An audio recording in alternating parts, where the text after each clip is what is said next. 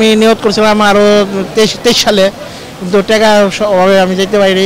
তারপরে আমি টাকা পয়সা জমি বিক্রি করলাম। বিক্রি করার পরে আমি 24 সালে গেছি। ইনশাল্লাহ হজ আমাদের খুব সুন্দরভাবেই পালন হচ্ছে, আমাদের কোনো সমস্যা হয় নাই কি আর। এবার আমি হজ করতে পারছি, তো যাক আমার মনের বাঞ্ছা পূর্ণ হয়েছে।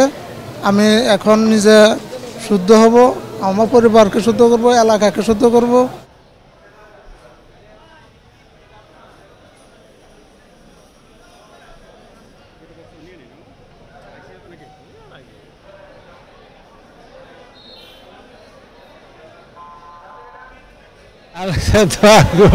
নিজের পরিবারে এবং দেশের সমৃদ্ধি উন্নয়ন কামনা। আমাদের 19 জন মারা গেছে আমাদের বাংলাদেশি আজকের জন্য, এটা জানি না। যাই তো ইনশাল্লাহ আপনাদের দোয়ায় ভালোভাবে হজ পালন করা হয়েছে, পালন করছি ইনশাল্লাহ। বাকিটুকু আল্লাহর কাছে, আল্লাহর দরবারে যদি কবুল করে। হজ পালনের আগে একটা চিন্তা ভাবনা ছিল যে হজ করব, আল্লাহর ঘর দেখব, মদিনা মুনাওয়ারা যাব, রওজাতুম মিন রিয়াজিল জান্নাহ, এখানে যাব।